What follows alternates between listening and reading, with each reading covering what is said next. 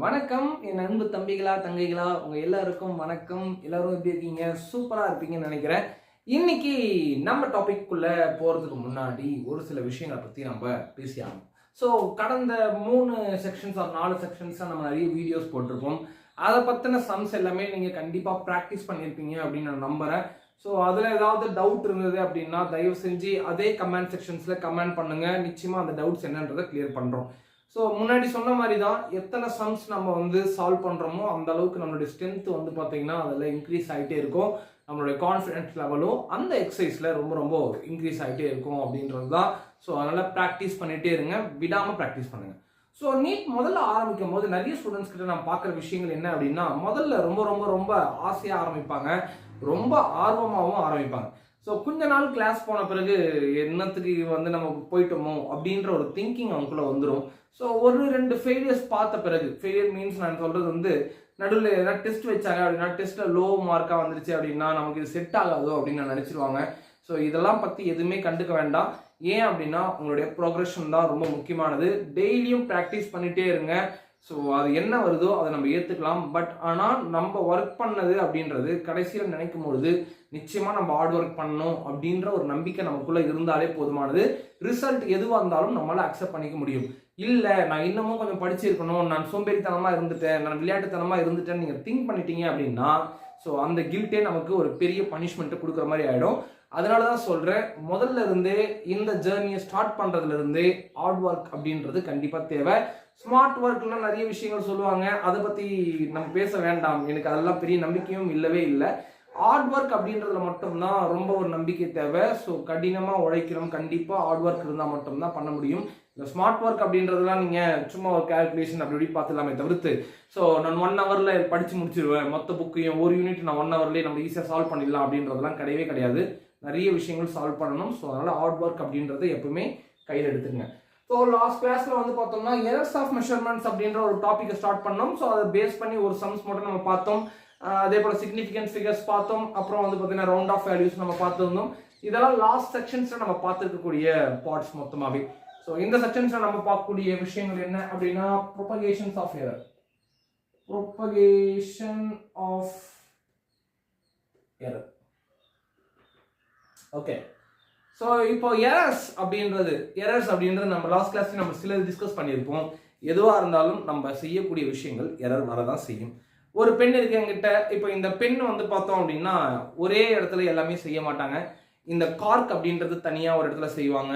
So இது மொத்தமாக நம்ம எடுத்துகிட்டு வந்தோம் அப்படின்னா இந்த பாடி பார்ட் தனியாக செய்வாங்க, உள்ளே இருக்கக்கூடிய அந்த ரீஃபில்கான பார்ட்ஸ் தனியாக செய்வாங்க. ஸோ இது எல்லாமே ஒரு இடத்துல தனியாக செய்வாங்க. ஸோ இந்த பார்ட் நம்ம செய்யறதுக்கு முதல்ல இதுக்கு ஒரு டிசைன் பார்த்தீங்கன்னா ரெடி பண்ணணும். ஸோ இந்த டிசைன் அப்படின்றது அக்யூரேட்டாக கரெக்டாக இருக்குமா அப்படின்லாம் சொல்லிடவே முடியாது. என்னுடைய ரெக்குவயர்மெண்ட்னு ஒன்று இருக்கும். ஸோ கம்பெனி கிட்ட இருந்து வாங்கும்போது அவங்க கிட்ட நம்ம கொடுக்கும்போது சார் உங்ககிட்ட இந்த அளவுக்கு ஒரு எரர் இருக்கலாம் சார் அப்படின்னு சொல்லிடலாம். ஃபார் எக்ஸாம்பிள் நம்ம எடுத்துக்கிட்டோம் அப்படின்னு எடுத்துங்களேன். உதாரணமா இதனுடைய டயாமீட்டர், இந்த கார்க்கினுடைய டயாமீட்டரா நம்ம பார்க்க போறோம். So diameter of the cork நமக்கு இந்த கார்க்கினுடைய டயாமீட்டர் கிட்டத்தட்ட ஒரு 5 சென்டிமீட்டர் இருக்குன்னு எடுத்துக்கலாம். 5 சென்டிமீட்டர் ஆர் என்ன எம்எம்ல போட்டால் என்ன பண்ணலாம், 50 mm. ஸோ எப்படின்னா எடுக்கலாம் 50 mm எந்த பாட்னா இருக்கு. ஸோ இப்படி இருக்கக்கூடியது 5 சென்டிமீட்டர்லேயே நீங்கள் செஞ்சுட்டாங்க அப்படின்னு அவங்ககிட்ட சொல்லிட முடியாது. அப்போ நான் அவங்ககிட்ட ஒரு டாலரன்ஸ் லிமிட் கொடுக்க வேண்டியதாக இருக்கும். ஸோ ப்ளஸ் ஆர் மைனஸ் சார் கொஞ்சம் இருக்கலாம், எவ்வளோ இருக்கலாம் அப்படின்னு சொல்லிட்டா எம்எம்ல பார்த்தோம் அப்படின்னா then plus or minus then இந்த பாட்டில் ஒரு 0.2 or 5 அப்படின்னு இருக்கலாம் சார். ஸோ கொஞ்சம் 0.5 அளவுக்கு கொஞ்சம் முன்னாவும் இருக்கலாம், இல்லை கொஞ்சம் பின்னாவும் இருக்கலாம் அப்படின்னு சொல்லலாம். தென் 0.5ன்றது ரொம்ப கம்மியாக இருக்கு சார், 1ன்னு எடுத்துக்கலாம். ஸோ ஒரு 1 mm பார்த்தீங்கன்னா முன்ன இருக்கலாம் இல்லை பின்ன இருக்கலாம். மீன்ஸ் என்ன சொல்ல வருது அப்படின்னா ஒன்று 51 mm இருக்கலாம், அப்படி இல்லை அப்படின்னா 49 mm இருக்கலாம் அப்படின்றது தான் அந்த டாலரன்ஸ் லிமிட் நம்ம சொல்ல வருது. ஸோ இதை பேஸ் பண்ணி தான் இப்போ இருக்கக்கூடிய நம்ம சம்ஸ்ல எல்லாமே நம்ம பார்க்க வேண்டியதாக இருந்திருக்கும். ஸோ அதனால இந்த பார்ட் பார்த்தோம் அப்படின்னா ஒரு டாலரன்ஸ் நம்ம ஜென்ரலாக சொல்லுவாங்க. டாலரன்ஸ் லிமிட் பார்த்தீங்கன்னா ஆர் எரர் லிமிட்ஸ் கூட சொல்லலாம். ஸோ டைமென்ஷன் எரர்னுடைய லிமிட்ஸ் கூட சொல்லலாம், ஆர் எரர்னுடைய லிமிட்ஸ் எப்படின்னா எடுத்துக்கலாம். ஸோ 2 பார்ட்ல. ஸோ அப்போ இது வேல்யூஸ் அதுலேருந்து நம்ம ப்ளஸ் ஆர் மைனஸ் நமக்கு என்னவோ கூடுதலாவோ இல்லை கழித்தலாவோ நமக்கு என்ன கிடைக்கும் அப்படின்றத நம்ம சொல்லிடலாம். ஸோ இந்த ப்ரொபகேஷன்ஸ் ஆஃப் எரர்ஸ்ல மொத்தமாக நமக்கு ஒரு 4 செக்ஷன்ஸ் ஆர் 5 செக்ஷன்ஸ் நம்ம பார்க்க போகிறோம். தென் ஃபர்ஸ்ட் பார்த்தோம் அப்படின்னா அடிஷன் அப்படின்ற ஒரு பார்ட்டை நம்ம பார்க்க போறோம். First one addition, second one நம்ம பார்த்தோம் அப்படின்னா சப்ராக்ஷன் அண்ட் தேர்ட் ஒன் வந்து பார்த்தோம் அப்படின்னா multiply, fourth one divide and fifth one part. Okay, so இது எல்லாமே முக்கியமான ஒரு கான்செப்ட் தான். இந்த முக்கியமான கான்செப்ட் நம்ம பார்க்க வேண்டியது மல்டிப்ளை, டிவைட் அண்ட் அந்த பவர் டேர்ம்ஸ் வரக்கூடிய இந்த பார்ட். இது மூணுமே கொஸ்டின்ஸ் நிறைய முறை கேட்டிருக்காங்க நீட்லேயே கூட. அடிஷன்ஸ் அண்ட் சப்ராக்ஷன்ஸ்ல அவ்வளோ தூரம் கேட்டதில்லை, பட் தெரிஞ்சு வச்சுக்கிறது நல்லது. ஸோ அதனால அதை பற்றி நம்ம தெரிஞ்சுக்கவும் போகிறோம். ஸோ லாஸ்ட் கிளாஸ் நம்ம சிக்னிஃபிகன்ட் ஃபிகர்ஸ் பார்த்துருந்தோம். சிக்னிஃபிகன்ட் ஃபிகர்ஸ்ல திரும்ப ஒரு ரீகால் பண்ண முடியுதா அப்படின்னு கொஞ்சம் ட்ரை பண்ணி பாருங்க. ஸோ சிக்னிஃபிகன்ட் ஃபிகர்ஸ் அப்படின்றதுல 250000. So how many significant figures? உங்களோட கொஸ்டின் கேட்குற how many significant figures இது என்னவா இருந்திருக்கும் அப்படின்னு பார்த்தோம் அப்படின்னா பக்கா. So this 2 significant figures. சரிங்களா? நான் என்ன சொல்லியிருந்தேன், 0 ஆஃப்டர் வந்த நம்பருக்கு அப்புறமா வரக்கூடியதுல 0 வந்தது அப்படின்னா 0 நம்ம கன்சிடர் பண்ணிக்க வேண்டாம் அப்படின்னு நம்ம சொல்லியிருந்தோம். இதே பார்ட் 250000 பாயிண்ட்னு வச்சுட்டாங்கன்னு எடுத்துக்கோங்க. இந்த இடத்துல பாயிண்ட் வந்துருதுன்னு எடுத்துக்கேன். இது எத்தனை சிக்னிஃபிகன்ட் ஃபிகர்ஸ்? இது 6 சிக்னிஃபிகன்ட் ஃபிகர்ஸ்.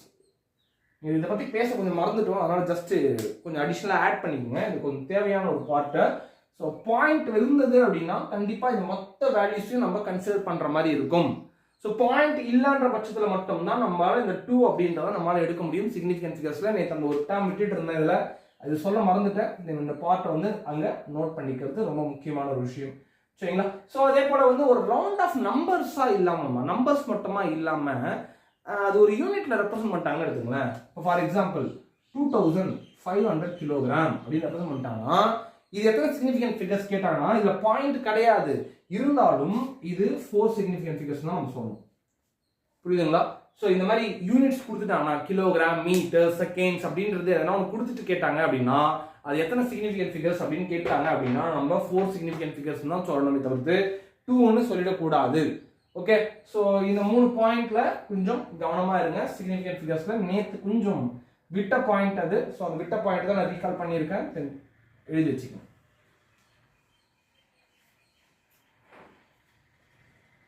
ஸோ இப்போ additions and subtractions. So additions நம்ம பார்த்தோம்னா நம்ம இப்போ ஃபார் எக்ஸாம்பிள் வந்து ஒரு 2 வேல்யூஸ் இருக்கு. இப்போ உதாரணமா இது ரெண்டுத்தையும் சேர்த்து ஒன்னாவே பார்த்துடலாம். இப்போ a = 2 அப்படின்னு ஒன்று கொடுத்துருக்காங்க, ஒரு நம்பர் ஒன்று இருக்கு.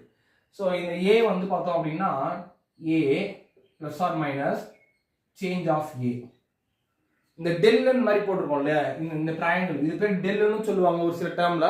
ஸோ அது பேர் சேஞ்ச் ஆஃப்னு சொல்லுவாங்க. அதான் நம்ம டாலரன்ஸ் லிமிட் நம்ம பார்த்தோம். Change of a b = b plus or minus change of b. Okay, so இந்த மாதிரி கொஸ்டின்ஸ்ல ரெண்டு கொடுத்துருக்காங்க, நம்ம கிவன் டேட்டால கொடுத்துருக்காங்க, a க்கான வேல்யூஸ் அண்ட் b க்கான வேல்யூஸ். ஸோ இப்போ இது ரெண்டுத்தையும் ஆட் பண்ணுங்க இல்லை சப்ராக்ட் பண்ணுங்க அப்படின்னு சொல்லிட்டாங்க அப்படின்னா இது நம்ம எப்படி அப்ரோச் பண்ணலாம் நம்ம பார்ப்போம். இந்த மாதிரி கேட்டது கிடையாது, பட் ரூல்ஸ் நமக்கு தேவை. ஸோ அப்போ a plus b எப்படி இருந்திருக்கும் இதனுடைய answer, at the same time a minus of bன்றது எப்படி இருந்திருக்கும். ஸோ இது ரெண்டுமே நமக்கு தேவை. a plus of b பார்க்கும்போதுமா இந்த ஏவும் இந்த பியும் நம்ம ஆட் பண்ணிக்கணும். So a plus of b tolerance limit அடுத்தது வருமா, டாலரன்ஸ் லிமிட் அடுத்தது வரணும்னா பிளஸ் ஆர் மைனஸ் போட்டுக்கணும் கண்டிப்பா. அடுத்தது நம்ம டாலரன்ஸ் லிமிட் எழுதும் போது additions change of a change of b, change of a plus of change of b minus கேட்போம். புரியுதுங்களா? a plus of b plus or minus change of a plus of change of b. இது எதுக்கு, ஏவும் பியும் ரெண்டுத்தையும் add பண்ணா நமக்கு கிடைக்கக்கூடியது. ஃபார் எக்ஸாம்பிள் நம்ம எடுத்துட்டோம் அப்படின்னா இந்த இடத்துல 5 பிளஸ் ஆர் மைனஸ் 0.2 அண்ட் இந்த இடத்துல வந்து பார்த்தோம் அப்படின்னா 3 பிளஸ் ஆர் மைனஸ் 0.1 எடுத்துக்கோமா. இதனுடைய ஆன்சர் வந்து நம்ம பார்த்தோம்னா 5 பிளஸ் ஆஃப் 3 இங்க நம்ம வரும் 5 plus of 3 plus or minus then இந்த பார்ட் 0.2 பிளஸ் 0.1 எழுதும். புரியுதுங்களா? தென் இங்க இருந்துமா 5 plus of 3 என்னடா 5 plus of 3 8 plus or minus 0.2 plus of 0.1 0.3. மொத்தமா இதுல என்ன கொடுத்திருக்காங்களோ மேபி இந்த இடத்துல mm னு கொடுத்திருந்தாங்க அப்படினா mm னு எழுதணும். ஓகே, சரிங்களா? அதே போல முக்கியமான ஒரு கண்டிஷன்ஸ் ரெண்டுத்துலயும் நம்ம பார்க்க வேண்டியது இருக்கு. இங்க mm கொடுத்துட்டாங்க, மீட்டர் கொடுத்தாங்கன்னா இதை கன்வெர்ட் பண்ணி தான் எழுதணும். ஏதாவது ஒரு டேர்ம்ல மல்டிபிள் சாய்ஸ் क्वेश्चंसல கீழ வந்து அவங்க அந்த ஆப்ஷன்ஸ் கொடுத்திருப்பாங்க. ஸோ இதில் இடத்துல mm கொடுத்துருக்காங்க, இந்த இடத்துல சென்டிமீட்டர் கொடுத்துருக்காங்கன்னா மல்டிபிள் சாய்ஸ் கொஸ்டின்ல எல்லாமே சென்டிமீட்டர்லேயே நம்மளுடைய ஆன்சர்ஸ் இருக்கு அப்படின்னா நம்ம சென்டிமீட்டர்ல தான் அதை கன்வெர்ட் பண்ணி ஆகணும். எதை எம்எம்ல இருக்கிறத சென்டிமீட்டரா கன்வெர்ட் பண்ணி ஆகணும். யூனிட்ஸ் ரொம்ப ரொம்ப ரொம்ப முக்கியம். யூனிட் எப்படி கன்வெர்ட் பண்ணணும் அப்படின்றதெல்லாம் லாஸ்ட் வீடியோஸ் நம்ம பேசியிருப்போம். ஸோ ஒன் டைம் அதாவது தெரியலனா ரீகால் பண்ணிக்கங்க. பேசிக்ஸ் ரொம்ப ரொம்ப ரொம்ப முக்கியமானதுதான். அதனால பேசிக்ஸ் இல்லாம தயவு செஞ்சு சொல்றேன், பிசிக்ஸ்குள்ள வரவே வராது. முதல்ல பேசிக்ஸ் ரொம்ப முக்கியம். நெக்ஸ்ட் அடுத்து a minus of b. a minus of b நம்ம பார்க்க போறோம் அப்படின்னா ஸோ இப்போ நீங்க சொல்லிடலாம் a minus of b, a minus of b plus or minus. Okay, so எங்க இடத்துல என்ன பண்ணணுமா, change of a minus change of b அப்படின்னு போடலாம் இல்லையா? கரெக்ட் இல்லையா? ஓகே தானே? புரியுது இல்லையா? சிம்பிள் இல்லையா? ஆனா இப்படி போட்டா இந்த பார்ட் தப்பு, தயவு செஞ்சு அப்படி தெரிஞ்சுக்க. ஏன் அப்படின்னா டாலரன்ஸ் லிமிட் எப்பவுமே அடிஷனல் தான் வரும், நெகட்டிவ் ஆகாது. வேல்யூஸ் மட்டும் தான் இங்க நெகட்டிவ் ஆகும். இந்த பாயிண்ட்டை நோட் பண்ணி வச்சுக்க. நிறைய பேர் இந்த இடத்துல தப்பு பண்ணுவாங்க. சரிங்களா? a மைனஸ் ஆஃப் b மட்டும் தான் நமக்கு பண்ணணுமே தவிர்த்து சேஞ்ச் ஆஃப் a வந்து பிளஸ் தான் பண்ணணும், அது நெகட்டிவ் ஆகாது. அப்போ இப்போ a மைனஸ் ஆஃப் b யோட ஆன்சர் என்ன வரும் அப்படின்னு பார்த்தோம் அப்படின்னா 5 minus of 3 plus or minus 0.2 plus 0.1. அப்போ டோட்டலா 5 மைனஸ் ஆஃப் 3 என்னமா 2 பிளஸ் ஆர் மைனஸ் 0.2 பிளஸ் 0.3 0.3 தான். 0.2 பிளஸ் 0.1 இல்லையா? 1 பண்ணோம்னா 0.3, தென் mm இருந்தா இது mm. புரியுது இல்லைங்களா? அடிஷன் சப்ட்ராக்ஷன் அவ்வளவுதான். இதுல பெருசா வேற எதுவும் கேட்கறது இல்லை. ஸோ இந்த பார்ட் மட்டும் கொஞ்சம் கவனம் இருந்தா போதும். அப்போ நம்ம இந்த ரெண்டு டேர்ம் கவர் பண்ணியாச்சு. தென் அடுத்தது நம்ம பார்க்க வேண்டியது மல்டிப்ளிகேஷன், ரொம்பவும் முக்கியமான ஒரு டாபிக். அதுக்கப்புறமா டிவைட் மல்டிப்ளை. டிவைடும் மல்டிப்ளையும் ஒரே ஒரு சேமா இருக்கக்கூடிய ஒரு பார்ட் தான். நம்ம எப்படி இப்போ அடிஷன் சப்ட்ராக்ஷன் பத்தி நம்ம பேசும்போது அப்படியே மேல போட்டு காமிச்சிட்டோமோ அது மாதிரி மல்டிப்ளையும் டிவைடும் கூட நம்ம ஈஸியா சொல்லிடலாம். இப்போ மல்டிப்ளைல நம்ம எடுத்துக்கிட்டோம் அப்படின்னா ஃபார் எக்ஸாம்பிள் உங்ககிட்ட லாஸ்டா நம்ம எழுதுனது ஃபோர்ஸோட ஃபார்முலா என்னடா? ஃபோர்ஸோட formula F equal to m into a mass into acceleration. Okay, so அவங்க என்ன கொடுத்துருப்பாங்க அப்படின்னா இதுல டோட்டல் எரர் ஆஃப் ஃபோர்ஸ்க்கு என்ன எரர்னு கேட்டுருவாங்க, இல்லை சேஞ்ச் ஆஃப் எரர் என்னன்றது கேட்டுருவாங்க. இந்த மாதிரி ஒரு பார்ட்ல கேட்பாங்க. இதை எப்படி முதல்ல எக்ஸ்பேண்ட் பண்ணி இந்த ஃபார்முலாவை எழுதணும் அப்படின்னா இந்த பார்ட் ஃபோர்ஸுக்கு தனியாக கொடுத்துருப்பாங்க. நம்ம F equal to F plus or minus change of F. M equal to capital M போட்டுப்போம். அப்போ நம்ம அங்கே போடும்போது கொஞ்சம் கரெக்டாக இருக்கும். MA mass into acceleration for example புரியணுன்றதுக்காக. ஸோ அதனால கொஞ்சம் ஓகே, அது பார்க்கறதுக்கு வித்தியாசமாக தான் இருக்கு, வேற வழி இல்லை. M plus or minus change of M. அடுத்து A equal to A plus or minus change of A அப்படின்னு கொடுத்துருப்பாங்க. கொஸ்டின்லேயே கொடுத்துருப்பாங்க. ஒரு சில பார்ட்ஸ் கொடுத்துருப்பாங்க, ஒரு சில பார்ட் கொடுத்துருக்க மாட்டாங்க. சரிங்களா? ஸோ இந்த மாதிரி இருந்தது அப்படின்னா இதை ஈக்குவல் பண்ணும்போது எப்படி எழுதணும், இந்த ஃபார்முலாவை எப்படி வந்து மல்டிபிகேஷன்ல எக்ஸ்பேண்ட் பண்ணணும் அப்படின்னா சார் முதல்ல இது மல்டிப்ளைங் எப்படி சொல்றீங்கன்னா இப்போ m into a தான். m into a மல்டிப்ளை தான். ஸோ ரெண்டுத்தையும் மல்டிப்ளை பண்றது தானே. ஸோ அதனால தான் இது மல்டிப்ளைன்னு சொல்லக்கூடியதா இருக்கு. இந்த மல்டிப்ளைல வரக்கூடியது முக்கியமான காரணம். அப்போ f இங்க பாருங்க, f வந்து எப்படி எழுதணும்னா change of f divided by f. இந்த f அப்படின்றது என்ன, இது வந்து நார்மலா இருக்கக்கூடிய வேல்யூ. தென் இது வந்து சேஞ்ச் ஆஃப் வேல்யூ. இது change of f divided by f multiple of 100 equal to percentageல எழுதுனா அது ஓகேங்களா? percentageல எழுதுனா இது பார்ட் வரும். Multiple of 100 equal to m ஓட வேல்யூ என்னன்னா change of m divided by m. change of m divided by m plus change of a divided by a. then இது ஒவ்வொருத்துக்கும் 100 மல்டிபிள் 100 வரும். அதனால அந்த 100 காமனா வெளியே எடுத்துப்போம் நம்ம. மல்டிபிள் ஆஃப் 100 ரெண்டுத்துக்கும் பொதுவாவே 100 வந்து நமக்கு காமனா வெளியே இருக்கு அப்படின்னு அர்த்தம். இந்த பெர்சன்டேஜ்ல ரெப்ரசன்ட் பண்ணக்கூடியது percentage 100% ரெப்ரசன்ட் பண்ணக்கூடிய ஒரு பார்ட். ஸோ இதுதான் இதனுடைய ஃபார்முலாவா இருக்கும். இதுல டிவிஷனுடைய ஃபார்முலாவா இந்த பார்ட் கண்டிப்பா இருக்கும். ஸோ இதுதான் நீங்க கவனமா ஞாபகம் வச்சுக்க வேண்டியது. Okay, change of f by f 100% equal to change of m divided by m plus change of a divided by a. then டோட்டலா வந்து மல்டிபிள் ஆஃப் 100% அப்படின்றத நம்ம ஞாபகம் வச்சுக்க வேண்டியதா. சரிங்க, இப்போ டிவைட் எப்படி போடலாம் அப்படின்னு அடுத்து நம்ம பார்ப்போம். ஸோ இப்போ டிவிஷன்ல நம்ம வந்தோம் அப்படின்னா ஸோ டிவிஷன்ஸ்ல இப்போ நம்ம உதாரணமா ஓம்ஸ் லா எடுத்துப்போம். So Ohm's law equal to v equal to IR அப்படின்னு நம்ம ஒரு ஃபார்முலா வந்து படிச்சிருப்போம். v equal to IR, I equal to நம்ம என்ன போடுவோம், I equal to v by r. இப்போ இது டிவைட்ல இருக்கா, இந்த பார்ட் v யும் r எப்படி இருக்கு, ரெண்டுமே டிவிஷன்ல இருக்கா, இதுதான் டிவிஷன் டேர்ம்னு கொடுப்போம். ஸோ இந்த டிவிஷன் டேர்ம் கொடுத்துட்டாங்க அப்படின்னா நம்ம கண்ண மூடின்னு ஒரே ஒரு விஷயத்தை மட்டும் நம்ம எழுதிடலாம், ஒரு பிரச்சனையுமே கிடையாது. என்னன்னா இது இதே ஃபார்மேட்ல அது எழுத வேண்டியதுதான். நல்லா பாருங்க, change of i divided by i கரண்டோட value multiple of 100% equal to இந்த v வந்து change of v by v plus change of r by r multiple of 100. அவ்வளோதான் முடிஞ்சு போச்சு. மல்டிபிள் ஆஃப் 100 ரெண்டும் சேமா தான் இருக்கும், டிட்டோ மாதிரி தான் இருக்கு, எதுவும் வித்தியாசம் தான் கிடையாது. அது டிவிஷன் மல்டிப்ளிகேஷன் வித்தியாசம் வருமே தவிர்த்து வேற எந்த ஒரு வித்தியாசமும் கிடையாது. அதை பத்தி நீங்க எதுவுமே கவலைப்பட வேண்டாம். இந்த ஒரு பார்ட் இதுல என்ன ஒரே ஒரு விஷயம் அப்படின்னா நம்ம பார்க்க வேண்டியது என்னன்னா, இப்போ உதாரணமா இப்போ கைனடிக் எனர்ஜி எடுத்துட்டீங்கன்னு எடுத்துக்கோமா. கைனடிக் எனர்ஜி ஃபார்முலா என்னன்னா ஆஃப் mv ஸ்கொயர், கரெக்ட் இல்லையா? 1/2 mv ஸ்கொயர். இப்போ இந்த 1/2 வருதுல, இந்த மாதிரி கான்ஸ்டன்ட் வேல்யூஸ் என்ன வந்தாலுமே 0 ஆயிடும். இப்போ m-க்கு தனியா பண்ணணும், v-க்கு தனியா பண்ணணும், கான்ஸ்டன்ட் வேல்யூ வந்தாலே 0 ஆயிடும். இது வந்து பவர் டேர்ம்ல இருக்கு. தேர்ட் மாடல் இது. ஆக்சுவலா தேர்ட் மாடல் பேசிடுவோமா, அதை பத்தி அப்படியே பேசிடலாமா கீழே? ஸோ அப்போ இதுல எப்படி பண்ணலாம் அப்படின்னா, change of kinetic energy by kinetic energy equal to இந்த 1/2 என்ன ஆகும்னா 0 ஆயிடும். சரிங்களா? இந்த கான்செப்ட் ரொம்ப முக்கியம். இந்த 1/2 0 ஆயிடும். m என்ன ஆகும்னா change of m divided by m.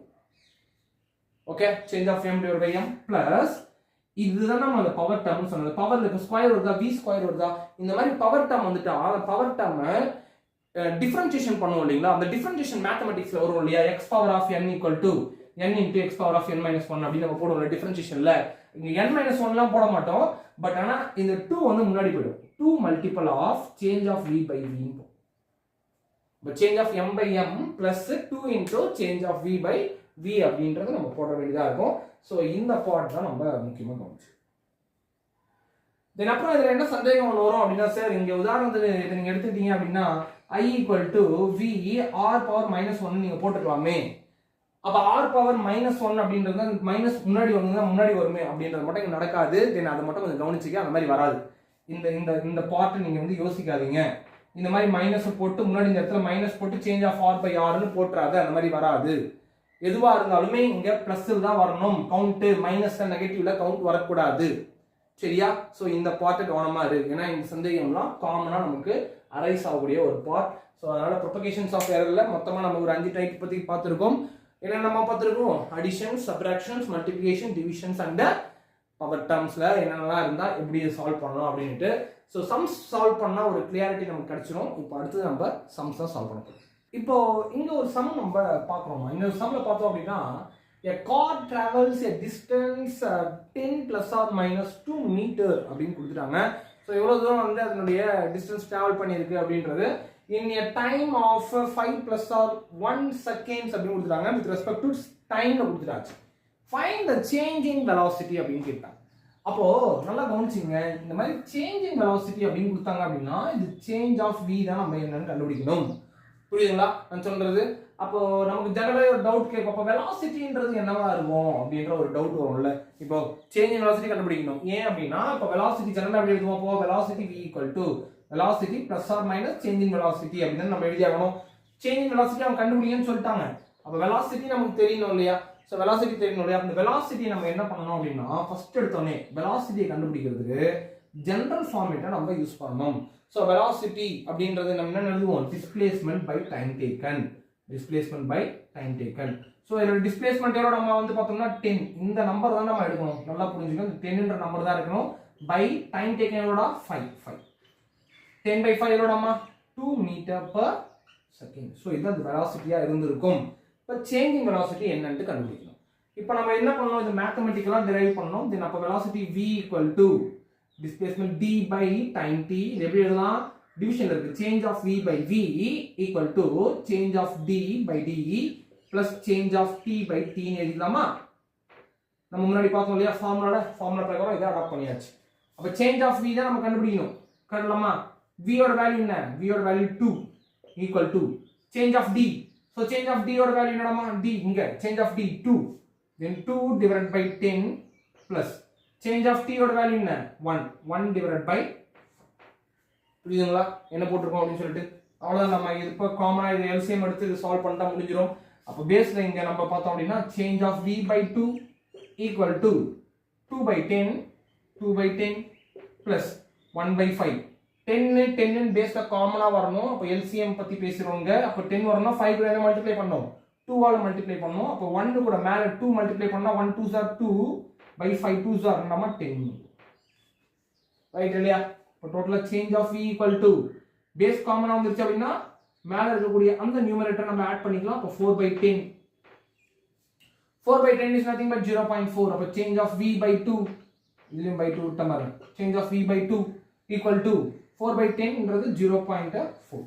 2 multiply பண்ணா அப்ப கிராஸ் மல்டிப்ளை பண்ணோம் அப்படின்னா change of v equal to 2 into 0.4. so 2 into 0.4 நம்ம வரும் 0.8. அப்ப change of v வந்து நமக்கு கிடைக்கக்கூடியது 0.8. so இப்போ இதுல இருந்து நம்ம எப்படி கேட்டலாம் அப்படின்னா இது ஒரு சிக்னிஃபிகன்ட் ஃபிகர்ஸா எழுதுங்க இல்ல இது ரவுண்ட் ஆஃப் வேல்யூஸ் பண்ணுங்க அப்படின்னா ரவுண்ட் ஆஃப் வேல்யூஸ் பண்ணோம் அப்படின்னா இதோட வேல்யூ 1. ரவுண்ட் ஆஃப் பண்ணிட்டோம் அப்படின்னா அதோட வேல்யூ 1. இதோட சிக்னிஃபிகன்ட் ஃபிகர்ஸ் என்ன? அதுவும் 1 தான். ரெண்டுமே 1 தான். சிக்னிஃபிகன்ட் ஃபிகர்ஸும் 1 தான். ரவுண்ட் ஆஃப் வேல்யூ 1 தான். எப்படி வேணா கேட்டுடுவாங்க இத பேஸ் பண்ணி. சோ இந்த பார்ட் வந்து பாத்தீங்கன்னா டிவிஷன்ஸ்ல ஒன் கைண்ட் ஆஃப் வந்து ஒரு எக்ஸாம்பிள்ஸ் தான் நம்ம பார்க்கக்கூடிய ஒன்று. அடுத்தது இந்த சம்ல நீங்க பாத்தீங்க அப்படின்னா the resistance R equal to V by I where V equal to 100 plus or minus 5 volt கொடுத்துட்டாங்க and I equal to 10 plus or minus 2 ampere வோல்டேஜும் கரண்ட்டும் கொடுத்துட்டாங்க. நம்ம ஓம்ஸ் லா பிரகாரம் தான் அது இருக்கு. அந்த ஃபார்முலா தான் அதை ரீடிஃபைன் பண்ணி எழுதிட்டாங்க. வாட் இஸ் த டோட்டல் எரர்னு கேட்டாங்க. அங்க வந்து நம்ம சேஞ்ச் ஆஃப் எரர் தான் நம்ம கேட்டோம். சேஞ்ச் ஆஃப் வெலாசிட்டி என்னவா வந்திருக்கும் அப்படின்னு கேட்டிருந்தாங்களா. இங்க ஆனா டோட்டல் எரர்னு கொடுத்துட்டாங்க. அப்போ 4 ஆப்ஷன்ஸும் கொடுத்துருக்காங்க. 4 ஆப்ஷன்ஸ் எல்லாமே பெர்சன்டேஜ்ல இருக்கு. அப்போ இந்த பெர்சன்டேஜ்ல சொல்ல வேண்டிய ஒரு ஆன்சர்ஸ் வந்து பார்த்தோம் அப்படின்னா அப்ப இது எப்படி எழுதலாம்? Change of R by R into 100% equal to change of V by V into 100 plus change of I by I into 100. கரெக்ட்டுங்க ஃபார்முலா? அவ்வளவுதான். இததான் அவங்க என்னன்னு கேக்குறாங்க. டோட்டலா இதுதான் வந்து எதை ரெப்ரசன்ட் பண்ணுது? டோட்டல் எரரை ரெப்ரசன்ட் பண்ணுது. அப்ப change of V by V, change of V என்னடா நமக்குங்க 5 by 100 multiple of 100 plus change of I நமக்கு என்ன வரும்ல 0.2, then 0.2 divided by 10 multiple of 100. புரியுதுங்களா? அப்ப இங்க நம்ம பாப்போம் 100 காமனா கேன்சல் பண்ணிடலாம். பட் இங்க 100 இங்க 10 இருக்கு. அப்ப என்ன பண்ண போறோம்னா ஒரு 10 மல்டிப்ளை பண்ணி டிவைட் பண்ண போறோம். அப்ப 5 plus 10 மல்டிப்ளை பண்ணோம் அப்படின்னா அது 2 ஆயிடும். 2 divided by 100 multiple of ஒரு 100. அப்ப மொத்தமா இங்க ஒரு 100 கேன்சல் ஆச்சுனா 5 plus of நமக்கு 2 மட்டும் கிடைக்கும். தென் டோட்டலா எவ்வளவு நம்ம வரும்? 7% தான் இதுக்கு ரைட்டான ஆன்சர். பி தான் வந்து நமக்கு ரைட்டான ஆன்சர் நமக்கு கிடைக்கும். இது பேசிக்ஸா இருக்கக்கூடிய ஒரு சம்ஸ்ல தான் வரக்கூடியது நம்ம. சரிங்களா? சோ இது டோட்டல் எரர்ல இருக்கக்கூடிய ஒரு சம். அடுத்தது நம்ம இந்த மாதிரி ஒரு மாடல் ஒரு சம் ஒன்று பார்க்க போறோம். நம்ம டைரக்டாவே என்ன கொடுத்துருவாங்க அப்படின்னா அதோட பெர்சன்டேஜ் எரர்னுடைய பெர்சன்டேஜ் வேல்யூ கொடுத்துருவாங்க. The maximum error in measurement of force and length are 4% and 2% respectively. Maximum error in the measurement of pressure என்னவா இருக்கும் அப்படின்னு கேட்டாங்க. So pressure உடைய general formula என்ன? Pressure is equal to force acting per unit area. So ஏரியாவை நம்ம எப்படி எழுதலாம்னு சொன்னோம். அதுதான் முதல் கிளாஸ்ல நம்ம பார்த்தோம் ஃபார்முலாஸ்ல. Area is nothing but side into side நம்ம பார்த்தோம். கரெக்ட்டுங்களா? அப்ப length into breadth. So இந்த இடத்துல நமக்கு வெறும் ஒரே ஒரு லென்த் தான் கொடுத்திருக்கிறதுனால அது ஒரு ஸ்கொயர் பிளேட்டா நம்ம கன்சிடர் பண்ணிக்க வேண்டியதால் லென்த் இன்டு லென்த் அப்ப டோட்டலா வந்து ஃபோர்ஸ் டிவைடட் பை லென்த் ஸ்கொயர்னு எழுதிடலாம். சரிங்களா? இப்போ இதை எழுதி பார்ப்போம். அப்ப இது எப்படி எழுதலாம்? Change of pressure by pressure multiple of ஒரு 100 ஈக்குவல் டு ஃபோர்ஸ் எப்படி எழுதலாம்? Change of F by F into 100 plus 2 into change of L divided by L into 100 னு எழுதி. புரியுதுங்களா? இது பவர் டேர்ம்ல இருக்கு. மேல போயிட்டு நம்ம வந்துட்டு 2 into change of L by L into 100% னு வந்திருக்கும். இப்போ இந்த 4% and 2% இருக்குங்களா? 4ன்றது பிரஷரை ரெப்ரசன்ட் ஃபோர்ஸ் ரெப்ரசன்ட் பண்ணக்கூடியது. 2ன்றது லென்த்தை ரெப்ரசன்ட் பண்ணக்கூடியது. அவர் ரெஸ்பெக்டிவ்லி கொடுத்துறாங்கன்னா அந்த ஆர்டர்ல இருக்கு அப்படின்னு அர்த்தம். அப்போ வந்து 4% வந்து பாத்தீங்கன்னா ஃபோர்ஸ். இது மொத்தமா சேர்த்து தான் எவ்வளவு இருக்கு அப்படின்னு சொல்லிட்டாங்க. 4% இருக்கு அப்படின்னு சொல்லிட்டாங்க. this is 4%. Okay, then plus of இந்த 2 அப்படியே இருக்கும். change of L by L எவ்வளவு கொடுத்துறாங்க நமக்கு?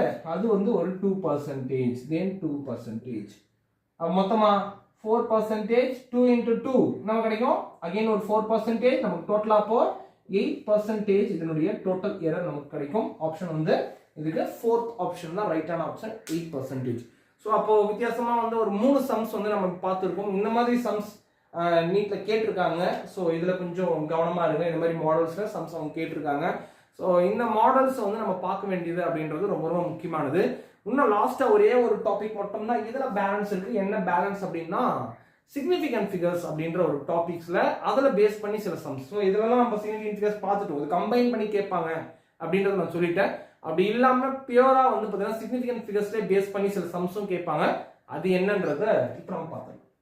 ஸோ ஃபைனலாக நம்ம என்ன பார்க்க போறோம் அப்படின்னா சிக்னிஃபிகன்ட் ஃபிகர்ஸ்லேயே problems. So problems in significant figures. So என்ன ப்ராப்ளம்ஸ் நம்ம பார்க்க போறோம் அப்படின்னா இதில் நம்ம அடிஷன்ஸ், சப்ட்ராக்ஷன்ஸ் அண்ட் மல்டிப்ளை டிவிஷன்ஸ்ல ரெண்டு பார்ட்டாக பிரிச்சுப்போம். சில கண்டிஷன்ஸ் மட்டும்தான் இருக்கு. ஃபர்ஸ்ட் வந்து பார்த்தீங்கன்னா அடிஷன்ஸ்லையும் ஆட்லையும் சப்லையும், செகண்ட் பார்ட் வந்து பார்த்தோம் அப்படின்னா மல்டிப்ளைலையும் அண்டு டிவைட்லையும். So multiply and divide. Okay, so இந்த ரெண்டு பார்ட் மட்டும்தான் நம்ம பார்க்குற மாதிரி இருக்கும். ஸோ ஆட், சப்ட்ராக்ஷன்ஸ் அப்படின்னு பார்த்தோம் அப்படின்னா இதில் வந்து மினிமம் டெசிமல் பாயிண்ட்ஸ், டெசிமல் பாயிண்ட்க்கு அப்புறமா இருக்கக்கூடிய நம்பர் எவ்வளோ மினிமமாக இருக்கோ அதுதான் நம்ம கன்சிடர் பண்ணோம் நம்மளுடைய ஆன்சரில் வர வைக்கக்கூடியதுக்கு. இப்போ உதாரணமாக நம்ம எடுத்துட்டோம் அப்படின்னா இப்போ ஃபார் எக்ஸாம்பிள் வந்து 2.325 0.05 அப்படின்னு ஒரு நம்பர், ரெண்டு நம்பர் இருக்குன்னு எடுத்துக்கோங்க. இந்த ரெண்டு நம்பரையும் நம்ம ஆட் பண்ணால் நமக்கு கிடைக்கக்கூடியது 2.3. இந்த பாயிண்ட் வந்து பார்த்தோம் அப்படின்னா 75 கரெக்டுங்களா? 2.375. இந்த 2.375 நம்ம எழுதும் போது எப்படி எழுதணும் அப்படின்னா பாயிண்ட்டுக்கு அப்புறம் இங்க மொத்தம் எத்தனை வேல்யூஸ் இருக்கு? 2 டெசிமல் டிஜிட்ஸ் இருக்கு. இங்க வந்து பாத்தீங்கன்னா 2 டெசிமல் டிஜிட்ஸ் வந்து பாத்தீங்கன்னா சோ டெசிமல், இங்க 3 இருக்கு. சோ நம்ம மினிமம் என்னவா இருக்கோ அதுதான் கன்சிடர் பண்ணணும், 2 தான் கன்சிடர் பண்ணணும். அப்ப இந்த 2 வேல்யூஸ் தான் நம்ம இங்க எடுத்துக்கிற மாதிரி இருக்கும். தென் அப்ப டோட்டலா இதோட வேல்யூ 2.37. அடிஷன், சப்ட்ராக்ஷன்ஸ் ரெண்டுத்துக்குமே இந்த ஃபார்மேட் ரூல் தான் ஆகும்.